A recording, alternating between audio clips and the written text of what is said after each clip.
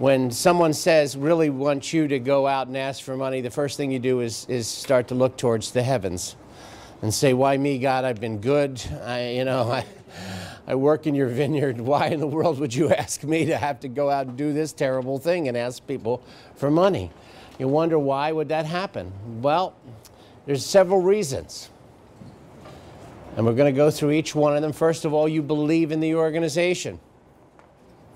Secondly, you know the prospective donor well enough. And using the same analogy I used yesterday, you don't have to be best buds or sorority sisters. You just have to have a connection, an understanding, some sort of a relationship.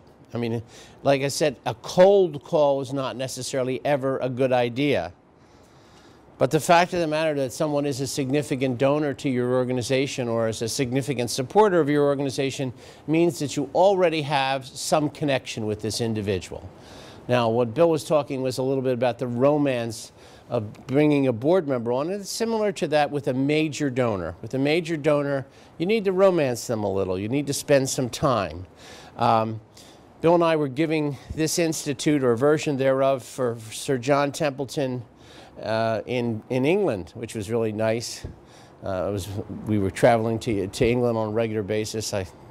Not a bad gig if you can get it. And so when we were over there, we were going over with Kerry Payne. And Kerry Payne is well known in the development field. And Kerry was major gifts at one point for World Vision. And a major gift at World Vision is 10 million and up. So Kerry actually would give this talk. And so we don't have Kerry with us, so I get stuck, you know. But Kerry would actually give this talk, and he would give this talk first thing in the morning, and then he'd disappear. We wouldn't see him all day. And then he'd come back late in the afternoon for another kind of a wrap-up seminar thing and dinner and etc. And finally I said to him, Kerry, where do you go? I mean, it was his time. He could do what he wanted with it, but I just wondered where he went. He said, I have a prospective donor I've been working. You know, and much like Dave was saying, he had a prospective donor that he had to go and see. And Dave said yesterday's meeting was just a pucker meeting, no kissing, just puckering. So just getting into the relationship. And so Carrie said, well, I have this prospective donor, and he's a big donor. And I said, oh, really? I said, how long have you been talking to this guy? And he said, let me see, what year is it? Oh, wow. Oh, yeah, I've been in relationship with this guy for about 6 or 7 years. And I said, how much money has he given to World Vision in those 6 or 7 years? He said, nothing yet. I said, and you're still in conversation? He says, yeah, it's wonderful that I get a chance to come to London now with you guys because I can continue my conversation with him. So this went on every time we were in London, and Kerry was with us. He disappeared for the whole day. One day he comes back early and he's got this big broad smile on his face. And I said, Kerry, what happened? Something good must have occurred today. He said, absolutely. He said, today I secured for World Vision 16 million pounds. Now that's a lot of money. It'd be a lot of money if it was dollars, but it's a lot more when it's pounds. So I said, 16 million pounds? I said, I guess all those years of just going and visiting with this guy and building this relationship was worth it. He said, oh, yes, it was worth it. And he said, I learned such a great lesson today. And I said, what was the lesson? He said, I learned to listen.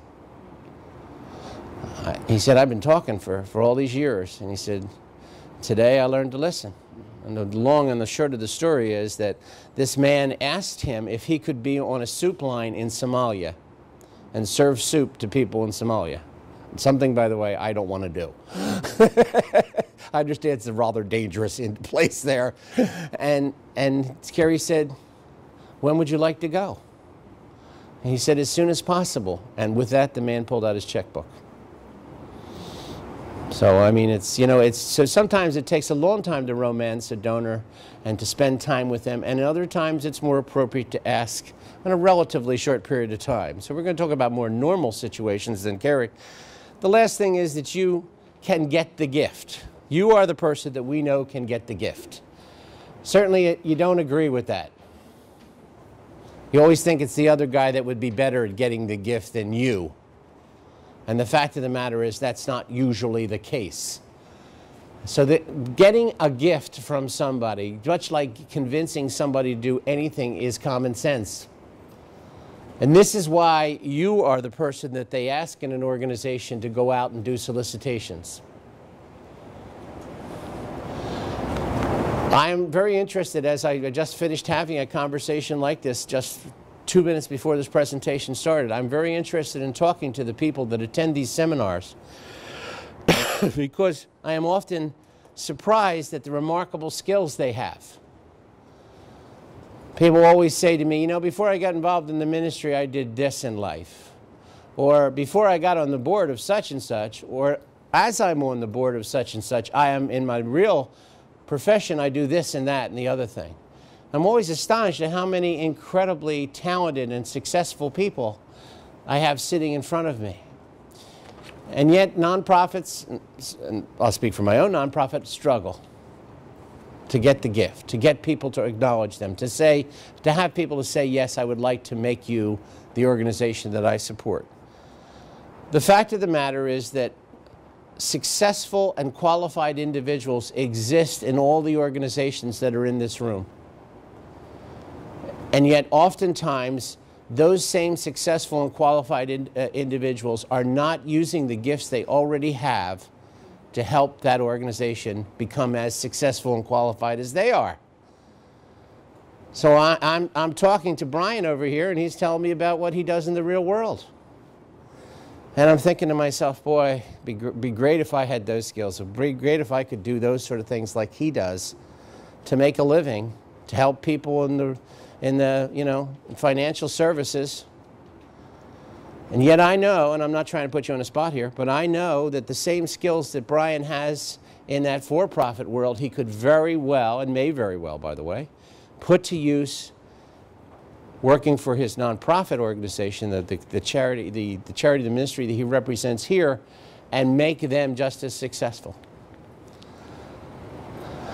These are comments you never hear. Who should we get to do the solicitation? Well, you know, John, nobody likes him. He's poorly dressed.